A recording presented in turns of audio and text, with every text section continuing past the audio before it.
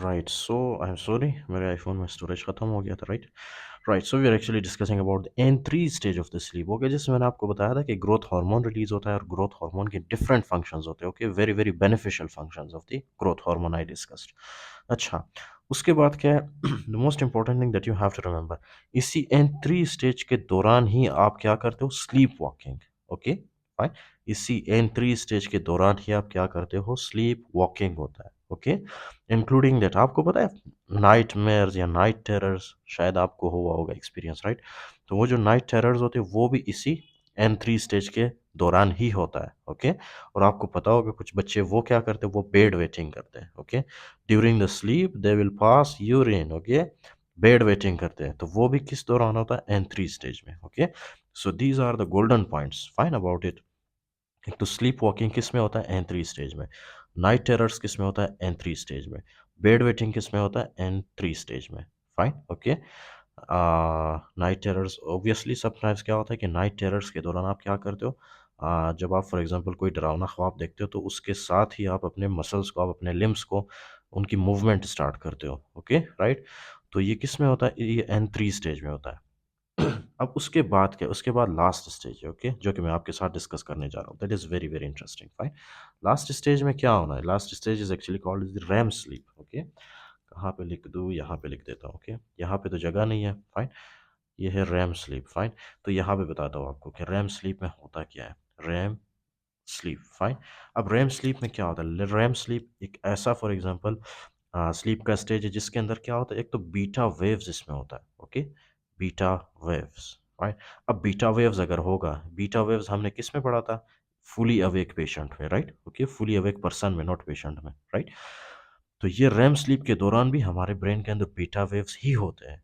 Okay अब ये beta waves करते क्या है listen very carefully beta waves generate होने की वजह से एक तो जो हमारा ब्रेन होता है that is active brain okay that is not sleepy brain that is active brain okay एक तो हमारा ब्रेन इसमें एक्टिव होता है the very first point okay the second most important point is actually your muscles are paralysed fine your body is paralysed completely okay right तो ये होता है active brain and muscles are paralysed इसीलिए for example इसमें क्या होता है इसमें जो है क्लीटोरल फॉर एग्जांपल क्लीटोरल एरेक्शन होता है या पिनाइल एरेक्शन होता है राइट लेकिन आप जो है फॉर एग्जांपल कोई भी जैसे आप कोई ख्वाब देखते हो राइट तो उस दौरान आप कोई एक्शन परफॉर्म नहीं कर पाते हो right that we do during the sexual activities specially right क्यों क्योंकि आपके मसल्स कंप्लीटली पैरालाइज्ड होते हैं this is a plus point it is a good point okay right ये नहीं है कि आप फॉर एग्जांपल कभी-कभी रिश्तेदारों के साथ, फैमिली वालों के साथ आप सो रहे हो और एकदम से जो है आपको कोई सेक्सुअल ड्रीम आए और एकदम से आपने जो है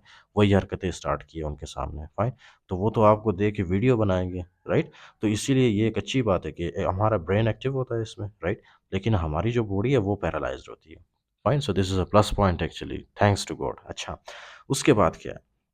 अब रैम स्लीप भी वही फॉर एग्जांपल स्टेज है स्लीप का जिसमें क्या होता है मेमोरी फॉर्मेशन, ओके? मेमोरी नहीं memory formation okay memory formation होता है इसमें ओके राइट स्पेशली जो आपके इमोशनल मेमोरीज होते हैं राइट क्योंकि इस दौरान जो है आपका लिम्बिक सिस्टम बहुत ज़्यादा एक्टिव होता है ओके लिम्बिक सिस्टम आपको पता तो होगा लिम्बिक सिस्टम हमारे फियर हमारे फॉर एग्जांपल इमोशंस को कंट्रोल करता है ये हमारे सेक्सुअल बिहेवियर को इसके अंदर जो डाला होता है राइट वो कंट्रोल करता है सो इन शॉर्ट इसमें लिम्बिक सिस्टम बहुत ज़्यादा एक्टिव होता है इंक्लूडिंग दैट ये मेमोरी फॉर्मेशन में बहुत ज़्यादा हेल्प करता है इमोशनल मेमोरी स्पेशली राइट जिसमें पापिस सर्किट इन्वॉल्व होता है I think right I discuss these in the previous lectures of the neurology some 3-4 months before okay anyway so इसमें मेमोरी फॉर्मेशन होता है फर्स्ट पॉइंट ओके उसके अलावा इसमें सेक्सुअल अराउजल होता है okay sexual arousal fine sexual arousal actually both males and females में दोनों में होते हैं okay so we will write both sexes में बोथ सेक्सेस में ओके राइट और वो कैसे होता है ऑब्वियसली क्लिटोरल या तो फिर पिनाइल इरेक्शन होता है इसमें अंडरस्टूड नाउ फाइन यहाँ पे लिख देता हूँ क्लिटोरिस यहाँ पे लिख देता हूँ penis fine in case of male and female understood now फिर इसके बाद एक और सिस्टम है हमारे ब्रेन के अंदर right that is called the paramedian pontine reticular formation right ये किस चीज़ में हेल्प करता है ये आई मूवमेंट में हेल्प करता है आई मूवमेंट में हेल्प करता है अंडरस्टूड ओके इंक्लूडिंग दैट इस दौरान क्या है आपके रैम स्लीप के दौरान आपका जो फ्रंटल कॉर्टेक्स है उसकी एक्टिविटी बहुत कम होती है okay frontal cortex is less active understood. अब ये क्यों बता रहा हूँ आपको, what is the reason behind this. Frontal cortex जब आपका लेस एक्टिव होता है, फाइन, जब आपका फ्रंटल कॉर्टेक्स आपका लेस एक्टिव होता है, आपके जो ड्रीम्स होते हैं, ओके, आपके जो ड्रीम्स होते हैं, those dreams will be very illogical, okay, वो जो ड्रीम्स आपको नजर आते हैं they are very illogical and weird, okay, fine. इसका बेस्ट एग्जांपल ये है ना कि जब आप फॉर एग्जांपल कभी कभी सोते हो, you might have seen, okay, you might have dreamed it, कि कभी कभी क्या होता है, आप किसी हवाई जहाज के ऊपर चल रहे हो, ओके, इस पे एक मीम भी बनाता है इंस्टाग्राम यूट्यूब पे, राइट, कि फॉर एग्जांपल एक बंदा है, राइट, वो एक मोटरसाइकिल के ऊपर जा रहा है, फिर उसके बाद राइट आफ्टर फ्यू सेकंड्स वो किसी मगरमच्छ के ऊपर बैठ के जा रहा होता है, okay, right after few seconds वो क्या करता है, एक पुलिस वाले के साथ बैठ के सिगरेट पी रहा होता है, fine, right after few seconds उसका जो फॉर एग्जांपल ड्रीम है वो एक सीक्वेंस के साथ नहीं होता, ओके, बहुत illogical and weird type of dream उसको फॉर एग्जांपल नजर आता है, राइट, ओके। तो वो क्यों होता है, क्योंकि आपका फ्रंटल कॉर्टेक्स बहुत ज़्यादा लेस एक्टिव होता है during the RAM sleep, okay. अच्छा, इसको रैम स्लीप कहते क्यों है, क्योंकि इसमें आई मूवमेंट होता है, राइट। इसका जो फुल फॉर्म है वो क्या है, that is actually the rapid, okay, rapid eye movement, right. इसमें क्या होता है, रैपिड आई मूवमेंट होता है, right, that is why we call it REM sleep, right. इस दौरान क्या होता है, आपकी आंखें तो बंद होती है लेकिन आपकी आंखों की फॉर एग्जांपल जो है, आपकी आंखों में क्या होता है, रैपिड इस तरह से मूवमेंट होता है, okay, that is why we call it REM sleep. अच्छा, ये N1 N2 N3 स्लीप को हम क्या कहते हैं, non REM sleep, okay, they are actually called as the non REM sleep, fine. Non REM sleep का क्या मतलब होगा, non rapid eye movement sleep, simple, okay. So I have discussed them in very detail, okay, with you guys. अब आप अगर for example इस book को पढ़ोगे भी आपको कोई भी प्रॉब्लम नहीं आएगी, okay. So the very first stage as I discussed with you guys, okay, that is the awake. Awake में क्या होता है, आप अलर्ट होते हो, एक्टिव मेंटल कंसंट्रेशन, आप सोच रहे होते हो, ओके, आई आपके आइज भी ओपन होते हैं। सो एट दैट टाइम कौन सा वेव जनरेट होता है आपके ब्रेन में, beta waves which has highest frequency, okay, lowest amplitude, ये आप देख रहे हो, इसकी फ्रीक्वेंसी बहुत ज़्यादा है, ओके, राइट, रिपीट बहुत ज़्यादा हो रहा है, लेकिन इसका जो एम्पलीट्यूड है, मतलब ऊपर से नीचे तक अगर आप देख ले इसको, ये बहुत ही छोटा है, okay, that is why we call it lowest amplitude.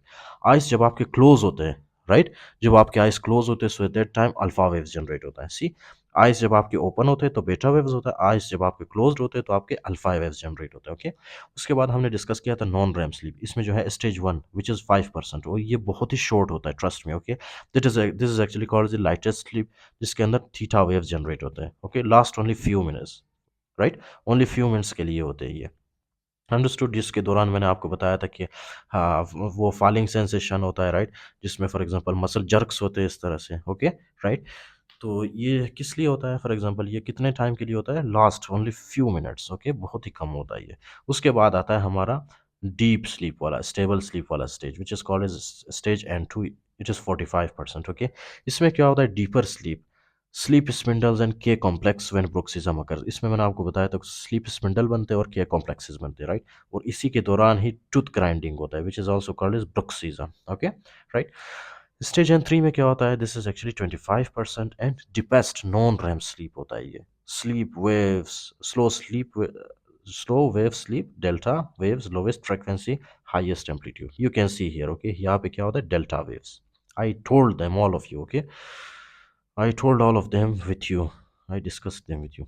Next is when bed waiting, sleepwalking and night terrors occur, I discussed it, okay।